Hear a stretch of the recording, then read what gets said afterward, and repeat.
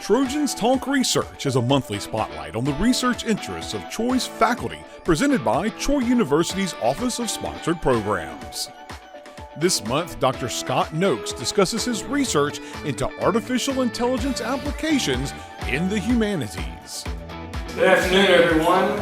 I'm Kerry Palmer, Senior Vice Chancellor for Academic Affairs, and I promise you I came over here today to learn from Dr. Nokes. I did not come to introduce him, but he's asked me to introduce him, and I'm happy to do that because I have a tremendous amount of respect for Dr. Scott Nokes. He's been a wonderful colleague in the 5+ years I've been here, and I thought he was a marvelous faculty senate president. I think the most impressive thing that I've ever seen from Dr. Nokes was one day I walked through Smith Hall and had the opportunity to sit down and watch him teach a developmental English class. And when we have our very best and brightest, such as Dr. Nokes, teaching the students that are coming to us with some challenges, that really just says a lot, and it's greatly appreciated. And I learned a lot that day in that classroom, and so I came over here today figuring I'd learn a little more.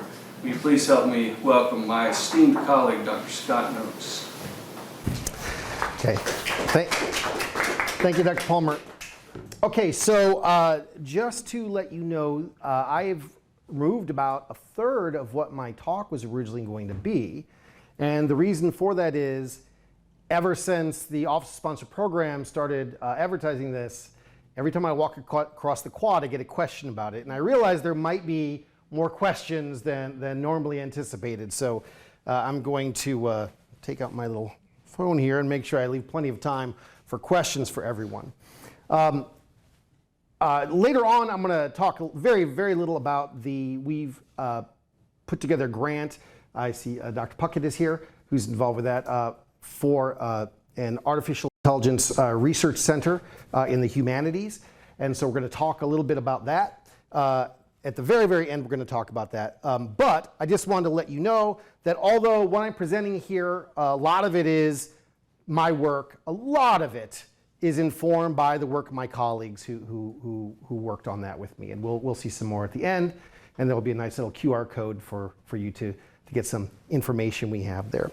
And the reason I'm calling this AI in the Humanities Beyond Privacy and Plagiarism is that one thing that that very quickly happened, I think with the advent of ChatGPT, was the possibilities for use in academic dishonesty, and what an issue that's going to be, and actually already is for us. So in point of fact, by that time I'd been using GPT-3, which is the precursor to that, for 3 years, I think, 4 years maybe, I don't know, for some years before that became public, and we were right in the final exam time, and I went to my chair and I said, listen, this could be an issue. What do we want to do? Or we're going to, because we could spook some faculty, and some faculty have been spooked. And said, okay, well, we'll just wait. Maybe the students won't do anything. And in fact, I found for exams, the students didn't do anything wrong that semester. And the next semester they did quite a bit.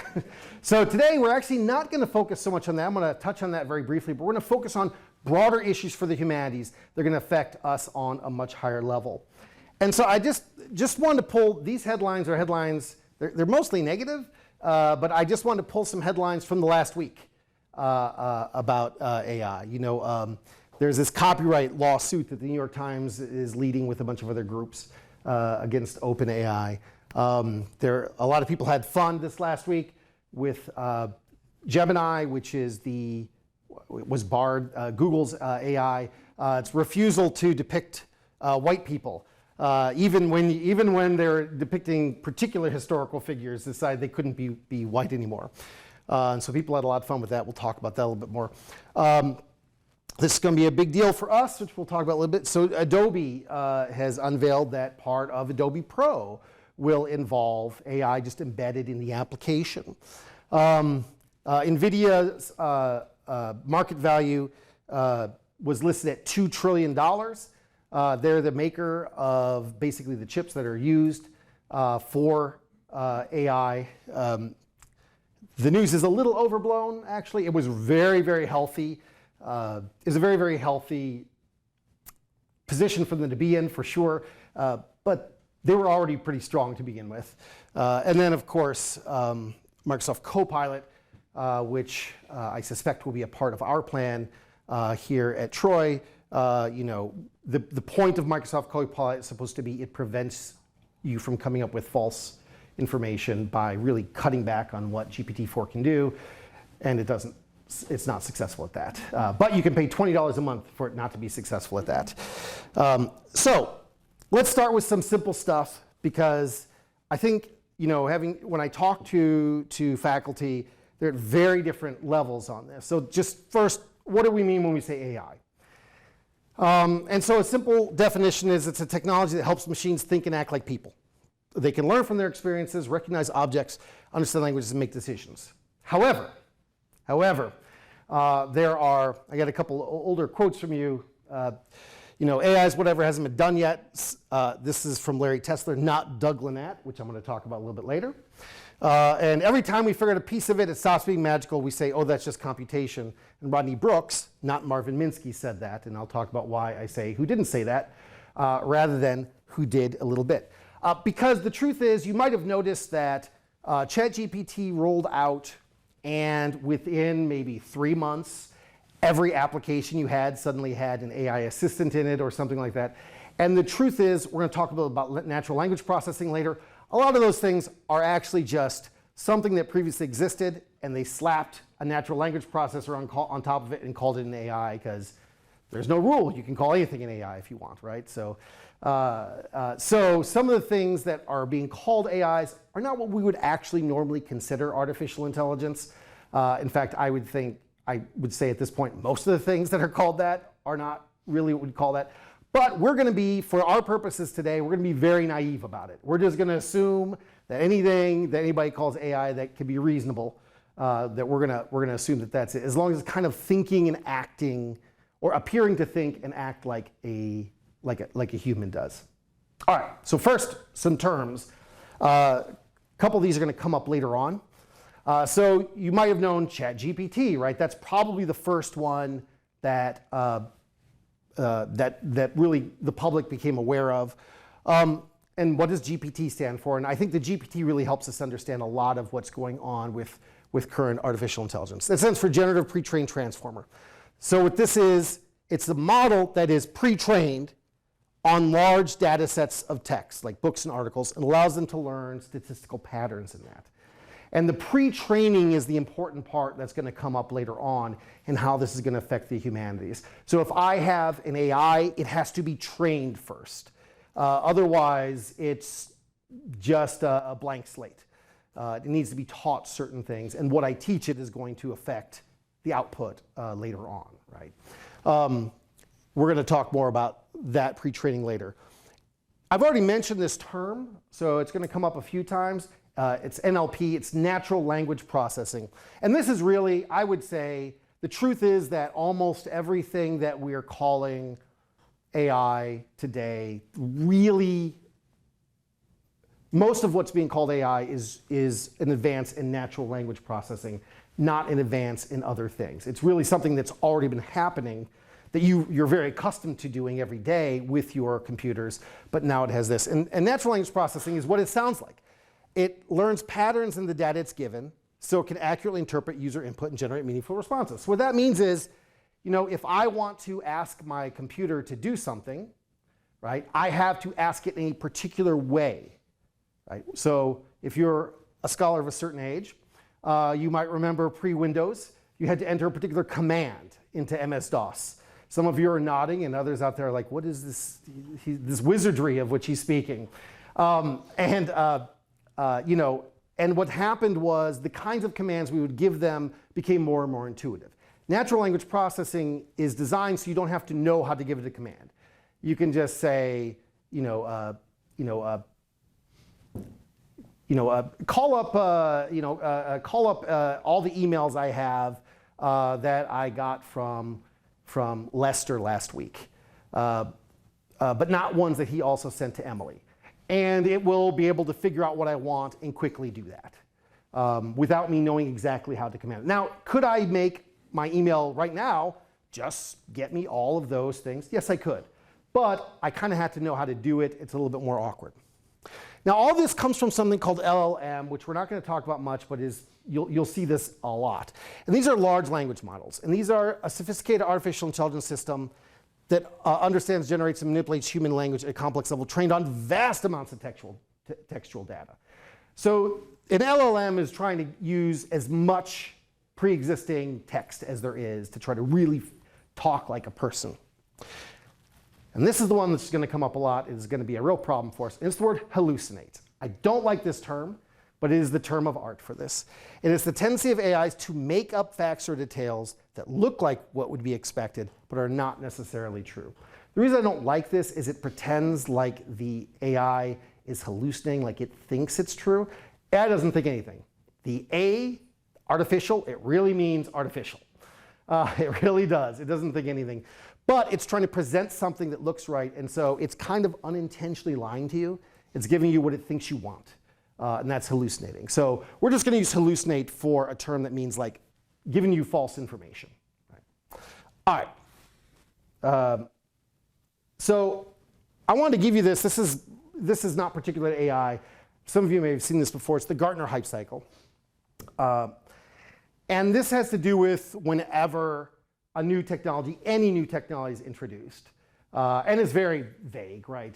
But it gets to the point that as soon as there's a new technology that seems meaningful, it triggers these unbelievable expectations, right? That everything's going to be different tomorrow. Right? Everything's going to be brand new. And then when things don't work out that way, there's this response to that where we're in the trough of disillusionment, where actually this is terrible, it's no good, nothing good's going to come of this, it's stupid. And then eventually all these technologies get into this plateau of productivity where eventually people figure out what AI can do, or what any technology can do, what it can do, what it can't do, right? So one of my favorite versions of this in recent memory is the Segway. Right? Segway, we were going to redesign cities around the Segway. It was going to change everything.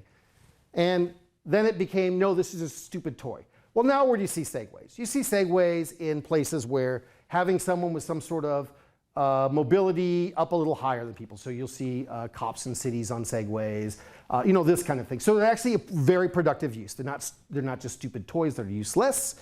But on the other hand, we're not tearing out entire streets of Troy to reorganize them around Segways. So what I would like to do, and really what we talked about doing with the with this Humanities Research Center, I do hope, is to jump past all of this just to get as quickly to the plateau of productivity as we can. I think we're probably past the peak of inflated expectations at this point, that people are starting to think, well, does this mean anything? And it means something. All right, so let's talk about what's new. All right, again, if you're a scholar of a certain age, you will remember Clippy. So the desire, the young people are like, what is this? In the early iterations of Microsoft Word, there was this figure called Clippy. There was also a clown and a little Einstein and a dog, I think. And Clippy would jump up and you'd start typing something, and Clippy would say something like, it looks like you're writing a threatening email to your neighbor. Would you like me to help you with that? It would jump in and say things like that. And it was terrible, and it never worked right. And Bill Gates had a famous acronym for it. They called it TFC. T was that, and C was clown, not Clippy, because the other one, and you can figure out what the F was. And because it never was right. So this has been a thing which people have wanted for a long time. But here's the thing. You've been using natural language programming, natural language processing, AI, for longer than you have known. Because we've all used Outlook. And these little emails, these little 3 choices it gives you, that was GPT-3 that Microsoft licensed in 2019. So ever since 2019, OpenAI has been reading your emails and helping you decide how to respond to them. And you know how effective these are. I mean, there's just a few things, and usually there's like 2 that are pretty on right, and one's like, I would probably never say that, right? But this has been around for a little bit longer than you have realized. So it's a little less scary than it might appear. Although realizing that for the last half a decade, they've been reading your emails should, maybe that'll alarm you in another way. All right. And so for those of you, I think most of you have used AI before. So this is a sample of an actual text. This is from, I have a little publishing company that publishes medieval scholarship. This one, I think we produced about 2 years ago. And I say an earlier iteration because I can't remember if we did this under GPT-3 or did this under ChatGPT. I think we did under GPT-3. But even in those days, it could produce a pretty good boilerplate text. And so if you go to my little company's website, a huge part of our website is written by artificial intelligence. Not one word of the books we publish is written by artificial intelligence because of their limitations. So they're very good at this kind of like, dumb boilerplate stuff here, but not so good at something that's new and fresh, which is going to be an issue for us in the humanities later on.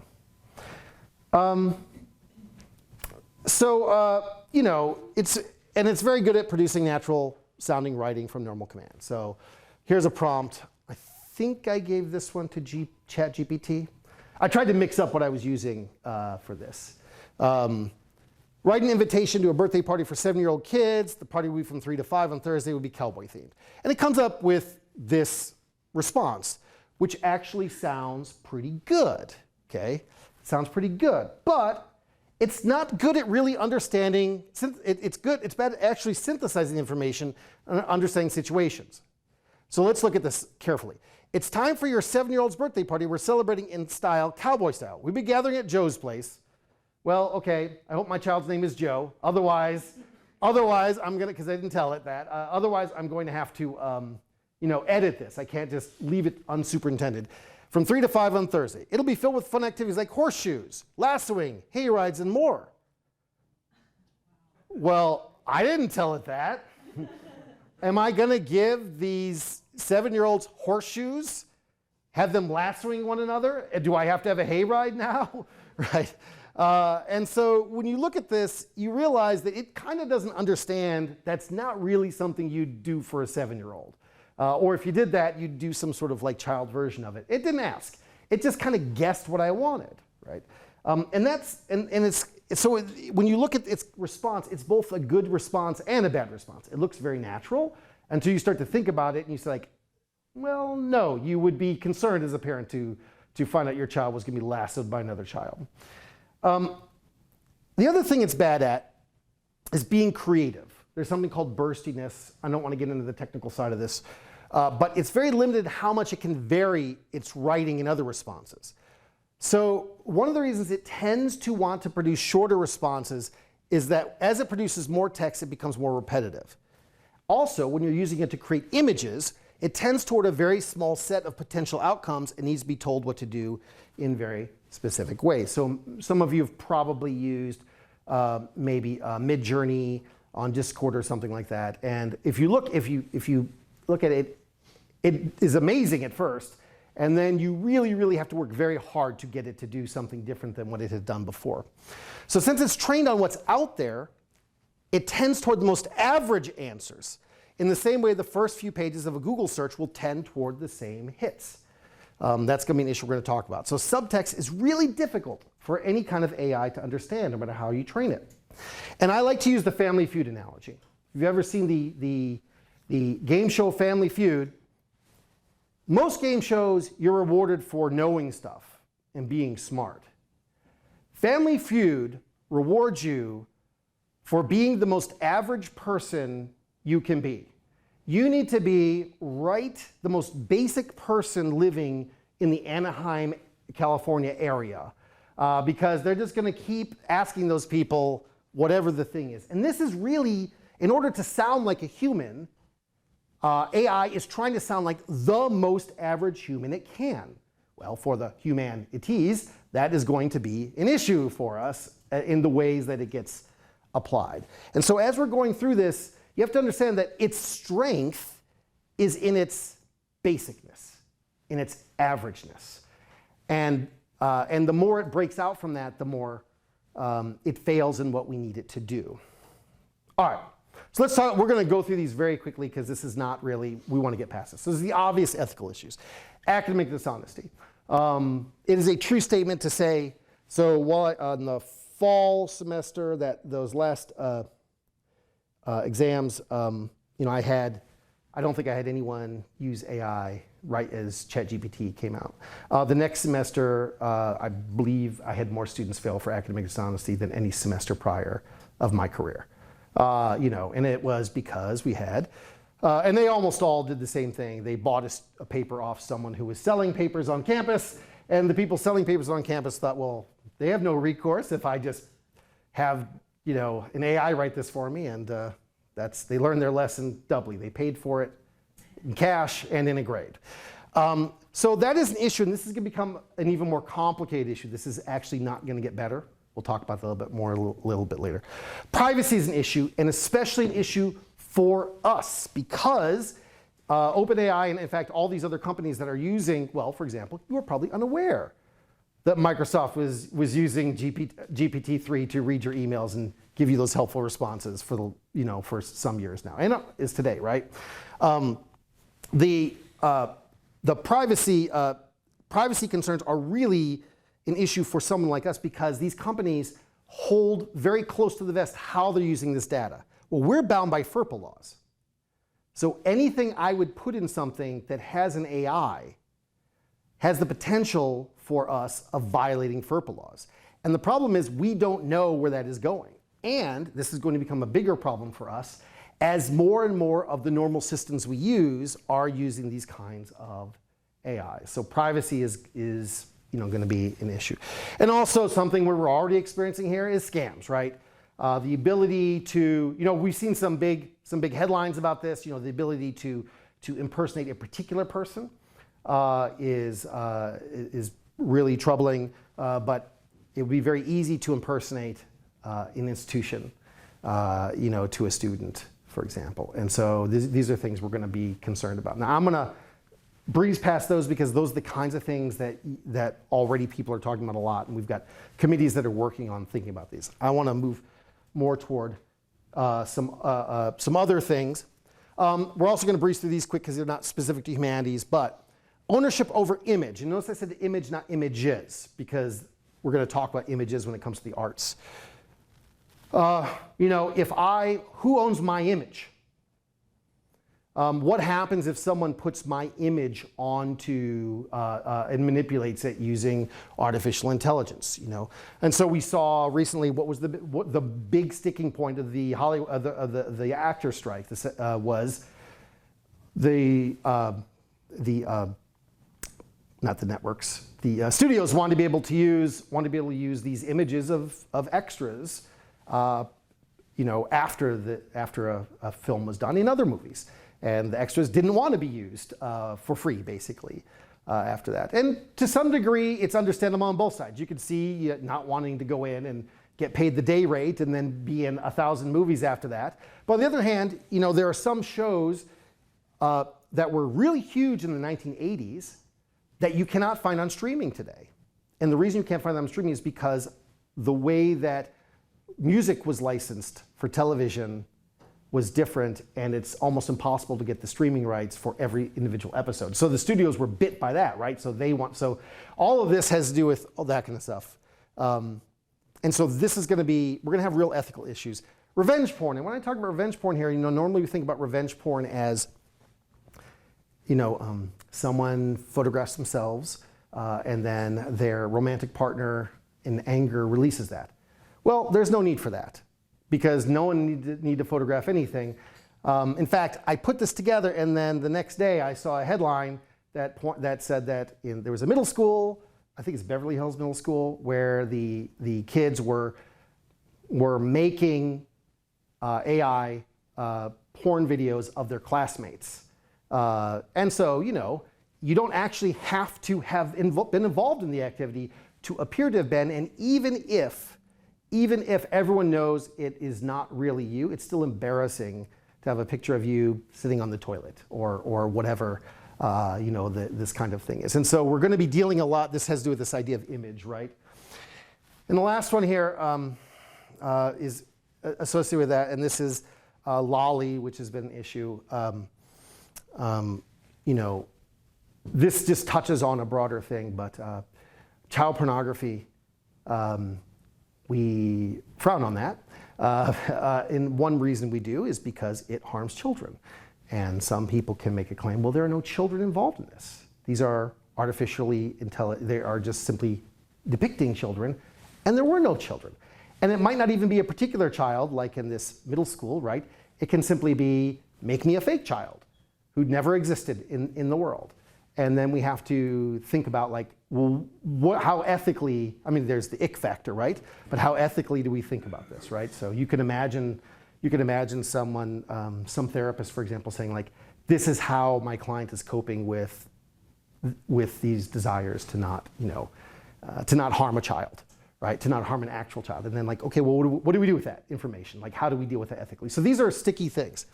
Relationships this is going to be a big one. It's going to affect us all. Right? AI friends and romance, right? This is already starting to be a bit of an issue. I think we are all aware that our students really struggle with making friendships and romantic connections. And they are supplementing that with artificial intelligence. That's not going to decrease, that's going to increase. We also have these things, grief tech, which is a little creepy. I shouldn't say that because maybe someone here has done this, but Hereafter is a company that does this, and what they do is maybe you're a grandparent and you record a bunch of things about yourself, and then your grandchild, when you pass on, or whomever, can then talk to dead you, right? An AI that's doing this is not like something that could happen. This is like what's actually being sold right now. And of course, we have therapy apps where you might never actually be communicating with another person. And you could see where that could be helpful, especially in situations where people can't afford a therapist. But you could also see real potential downsides. So I just wanted to throw these out there as things which are going to touch on the humanities. Now, there are two big issues that are going to underlie everything with the with AI, and that is power and power. Right? So there are certain cultural presuppositions that powerful people have, the people who are making these AIs have. So first of all, you may notice that AI tends to be very American focused. Why? Well, because they're being pre-trained on existing data. And right now, American popular culture, America has the strongest internet presence. Just go down the list of the things you would feed into to pre-train AI. It tends to be very American. Also tends to be English speaking. Truly, there are actually only a handful of languages at the moment that really you can do effective things with an AI. And then finally, these tend to be culturally and politically elite. So for example, there was this, I don't know if you'd call it a scandal, because it was also used for fun, but this problem Google had with Gemini, where it wouldn't show white people. And a lot of people, the presupposition was, I think, that Google put its thumb on the scale and said, whatever you do, don't ever show a white person. And that could be part of it. But I think actually more of what we see when we see these kinds of things, because that one was obvious because it's visible, right? You can just see it, right? But more, I think it's the cultural presuppositions of people who went to basically a half a dozen particular elite universities and maybe 24 particular prep schools. One point I like to make is that until John Roberts came on the Supreme Court, before him, every single Supreme Court justice had gone through Harvard Law School in the same decade, which meant there was a lot of agreement because they had the same, 4 professors, right? And this really affected American law, right? We're kind of in that same situation here with AI, where there's a very small handful of people are thinking about things. So, in fact, things that we might look at as a kind of weird elite cultural bias, well, if you're already in that group, it just seems normal to you. And you're training it to be good and normal, like you are, to replicate a human, like you, right? The other thing is that processing costs can be in the millions per year for the institution like Troy. And these numbers are going to be very vague because, once again, these companies are very secretive about this. So, for example, the best numbers we can get about how much power it actually takes to run the GPUs that are necessary, the graphic processing units for the cloud hardware rental, if you're training up your AI, is about 5 times as much. And we get that data from, not from those who are selling it, because they don't want to tell you. We get it from basically calculating how much more NVIDIA hardware it's taking and how much more energy that takes, is essentially how it works. So these numbers are very vague. We just know that pre-training can be very expensive. Now, for a large institution, we're going to be able to find some way to afford it, especially if it's important. But a small institution, an institution not in the developed world, if you already can't afford, dry erase boards, good luck at affording, good luck at paying for, GPU cloud processing that charges by the minute. That's going to be a lot more challenging. All right, so let's talk about the normal long-term effects of technological change. Because at the end of this, I want to talk really long-term. Look, the 15th century, we had the printing press, and it starts producing texts. And it leads to all sorts of changes that at that time people didn't really understand, right? Universal education, literacy, democracy, and religious wars. All these things, basically, good and bad. It transforms society. I don't know about your background, but I can promise you that someone of my background would not have been literate before the printing press. I'm just too poor. So it would have been impossible for that to happen. And now, not only am I literate, but I teach literacy, et cetera, right? And that technology made that possible. This also allowed in literature, I'm going to hit on literature a little bit more than normal because that's my jam and you'll have to deal with that. The novel, the essay, the periodical, newspapers, magazines, these things can only exist after the printing press is invented. They literally cannot exist before that time. So we can expect long-term effects of artificial intelligence that don't just change the work in computing, but change the very ways in which society functions. Again, that's going to hit us pretty hard here. All right. We have a concept that was very important in literary theory called the death of the author. Roland Barthes declared the death of the author. Basically, the argument is, look, once a text is written, what the author intended doesn't matter. Well, now, the intent of the author is none. The author has no intent, right? The author has no will. The author's intelligence itself is, in fact, artificial, right? This is basically the equivalent of, a million monkeys and a million typewriters until one of them types something knowledgeable, and then you say, okay, there it goes. You get that. So that in 2023, Clark's World Science Fiction magazine had to shut down submissions because they were just getting so many that were AI generated. All right. So I'm very sorry for this. The next 2 slides are going to be a lot of theory. My apologies. Okay. The first one is something called the Sapir-Whorf hypothesis. And this is that since language is the medium of thought, but this is not particular to AI. This is a kind of older linguistic idea. Language limits and determines what we can think. So what you can think is determined by your language. And so, there are certain things that you can say today that you could not say maybe 30 years ago because you didn't have a concept for it. You didn't have a way of talking about the thing. And as soon as you have a way of talking about the thing, it then gives you new ways of thinking about it. And as soon as you come up with a new idea, if you're going to publish a new idea, what do you have to do? You got to put a label on it so people after you can talk about it, right? So language is mediated through thought, and thought is mediated through language on a very, very, very deep level. And really, the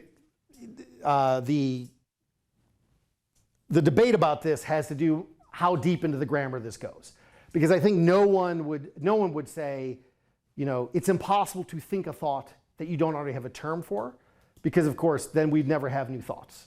We could never have new terms.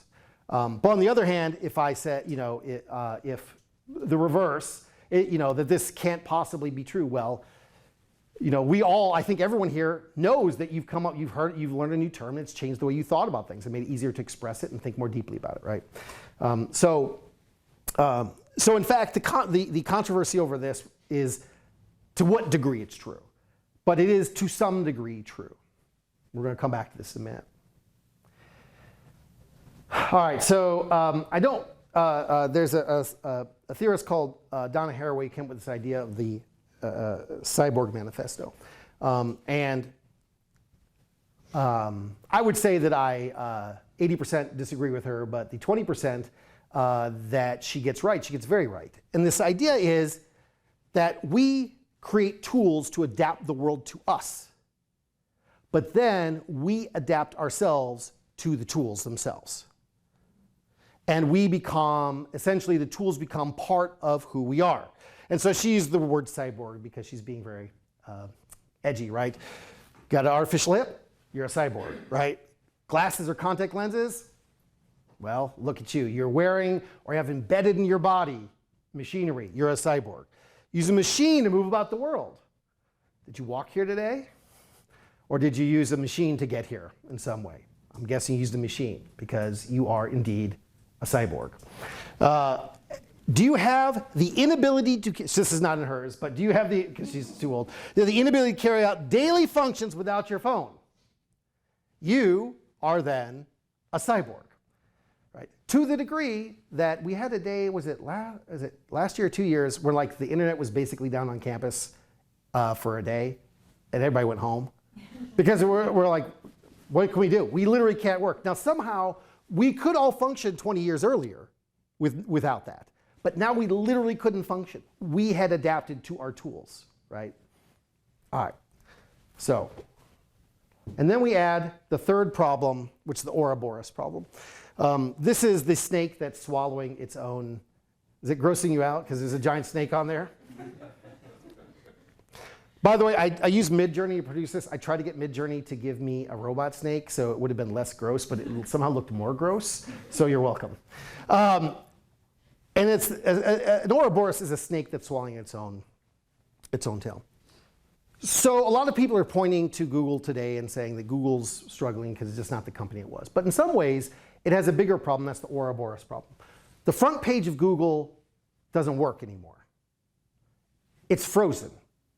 It just gives you the same thing over and over again. Why is that?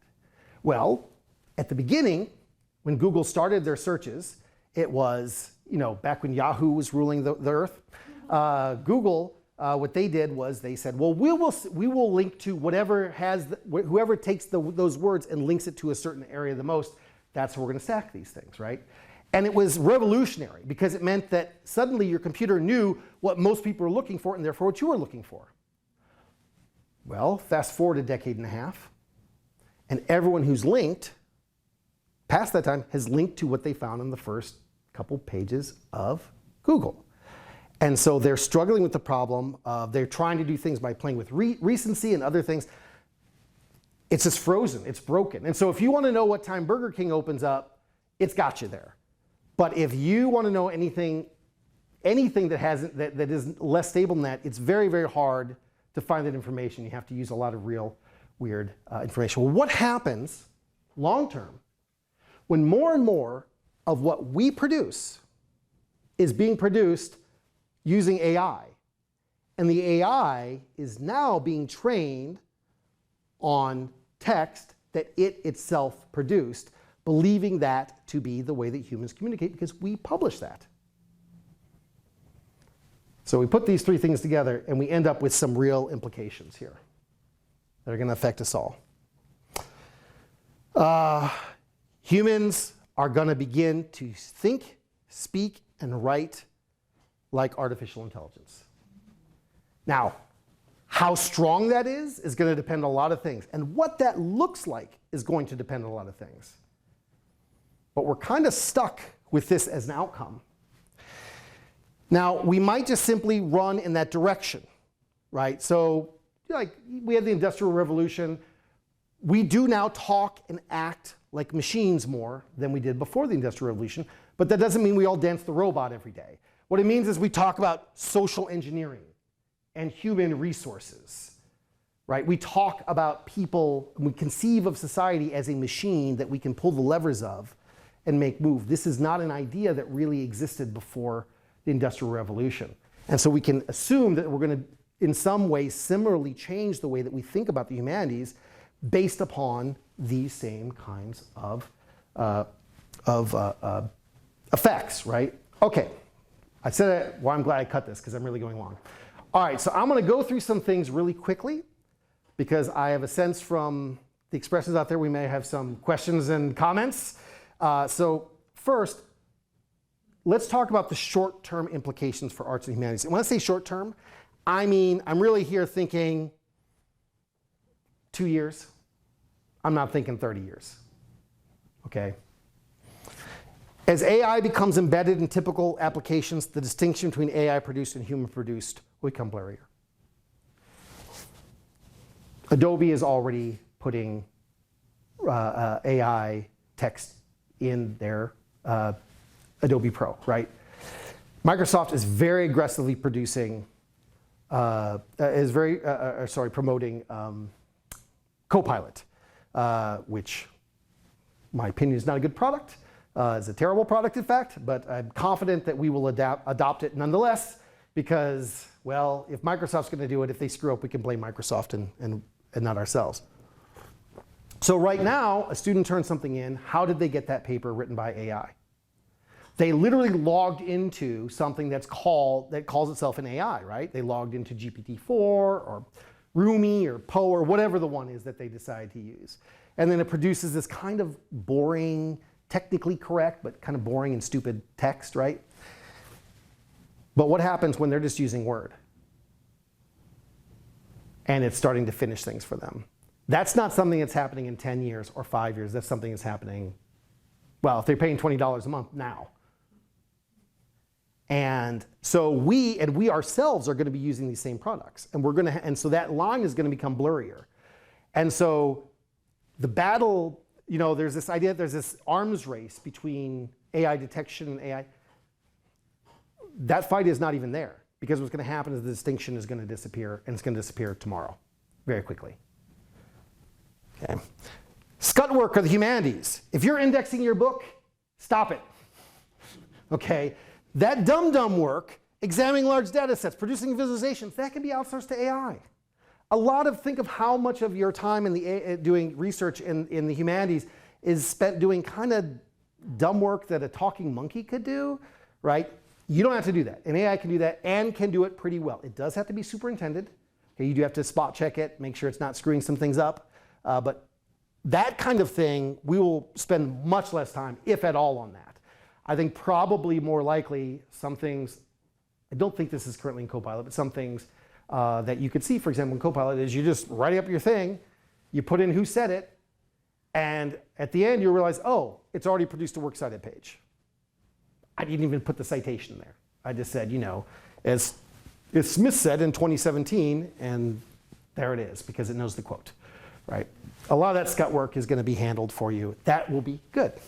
But writing on familiar humanities topics is going to become more uniform. This is the Ouroboros problem, right?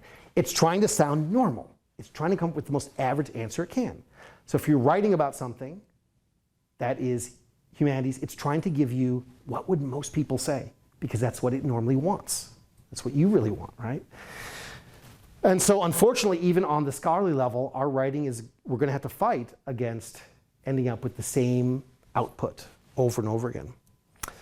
Crafting the right query is going to become an essential skill.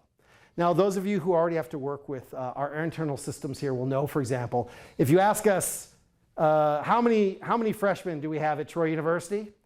Well, it entirely depends on how you craft the query, right? And we've all been in meetings, well, not all of us maybe, but if you haven't, blessings on you.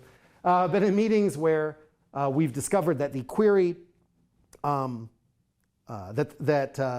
it looks like there's been a 4% decline in our freshman class, and we can't believe it. And then we realize, oh, we crafted the query differently. In fact, there's almost no difference or something, right? That's going to become a bigger issue with AI.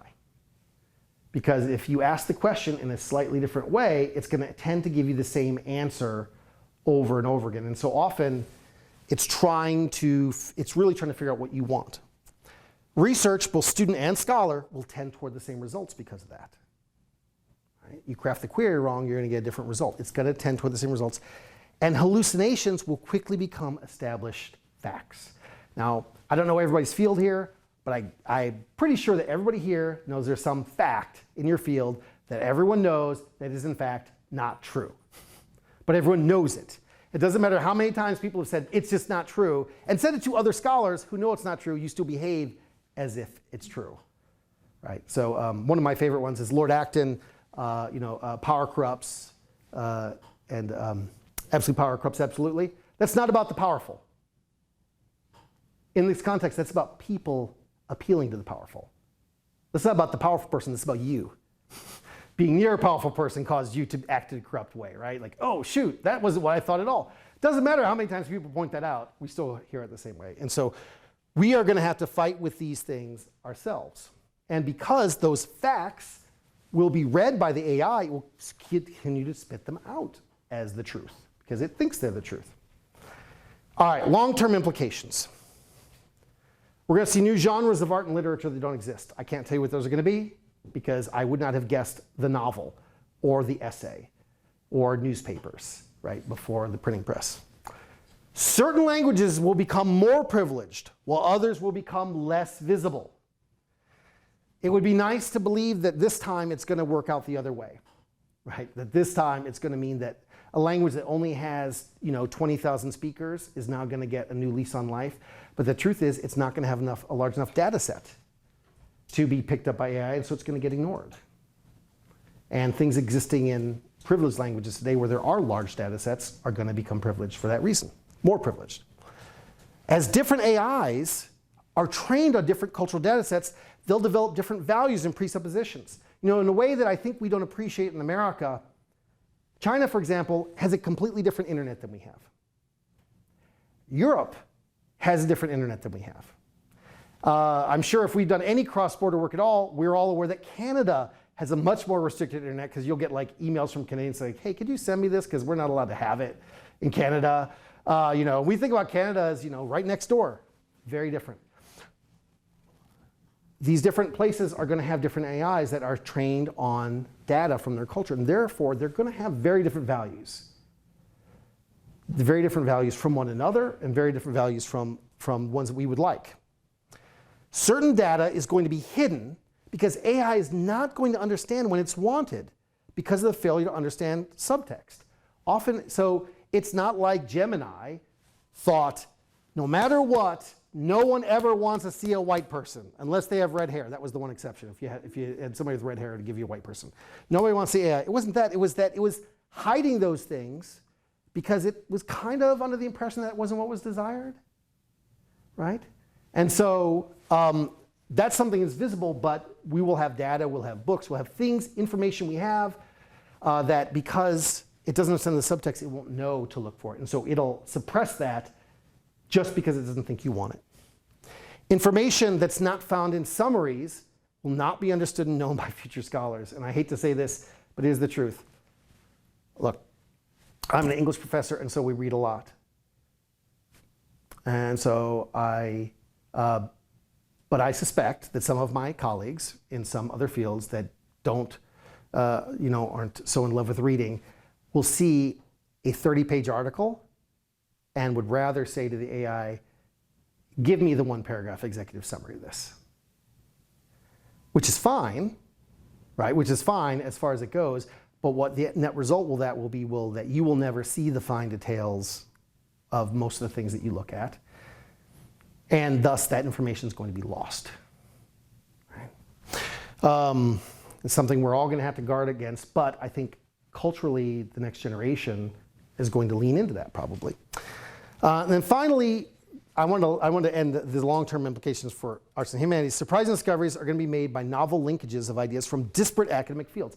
This is one of the things that's very valuable. The same idea that says, like, well, I'm just going to look at this summary here. Well, you know what? I can be a real expert in my subfield, but I might not be able to be an expert in another field. But I can pull that data and get it understood. And there are things that we're going to be able to discover that we can't now. All right, before we go, I wanted to pretend to be William Gibson and give you some long-term implications generally. Difficult social interactions will be outsourced to AI. Have you ever had to fire someone? I have. You know what I much prefer? Have an AI call them up and fire them for me, so I don't have to have that conversation. If we're real lucky, my AI will talk to their AI. We never have to deal with it. All right. We'll find it more difficult to deal with disagreeable people. We already see this now, right? Of our students being unable to deal with someone. When I say disagreeable, I don't even mean like wildly disagreeable, just anxiety about dealing with someone in what older people consider a normal interaction. If most of what you're interacting with all day are AIs that are trying to be kind to you, that are really just trying to be polite to you or trying to give you what you want, other humans who have other desires, it's going to look different. Humans are going to become more easily dehumanized, Dan Puckett, and the non-human will become more easily anthropomorphized, right? This is going to be it's going to be easy, right? It's much harder, and we already, again, are seeing this, right? Take Tinder, for example, and all of its spawn, not literal spawn. It literally was an attempt to turn humans into playing cards that you either discard or you keep in your hand, right? That was the idea. And the outcome is obvious, right? That romantic partners have become dehumanized in that way. Celebrities have become even more artificially acceptable. You want to talk to Taylor Swift? Her bot will talk to you, right? And it'll sound just like her and talk and say what she wants to say, but it will again be an artificial version of her, right? So it will never, and it'll be hard to kind of distinguish between those. We're going to begin to see our AIs as extensions of ourselves. I think we're going to move from these vast, you log in someplace, and instead we're likely to have our own private AIs, each of us, that's trained on our stuff, which will be good for some ways, but we're going to start to see those extensions of ourselves. So people may become liable for the behavior of their personal AIs. Right? So if my AI orders something for me online, I guess I just bought that. Right? Or if my AI, because I've been so angry at someone, calls them up and, won't call them, but sends them a threatening message, well, guess who just sent that to them? Me. But the reverse is true. AI hacking, which we already see happening, will be seen a deep violation of the self. I think we're going to see people hacking in your AI and making it do things, your personal AI, the way we feel about home invasions today. That kind of violation. Like, how dare you? That's me in there. All right, so before I open up for questions, because I ran very, very, very long, this is the team, Dan is here, that worked on the Troy Humanities Research Center on AI, which is now actually, that is the name. And we actually put together a short reading list, and that QR code right there will give you a PDF printout of a very short reading list that instead of having a bunch of, it is not full of like scare headlines. This is instead scholarly articles and such. Now, this is useful today. This is not useful in a couple years probably, because the first scholarly article written on ChatGPT was written 14 months, the first peer-reviewed scholarly article on ChatGPT was published 14 months ago. So we're still in the infancy of this. But this gives you a good starting point. It's got, many pages of material.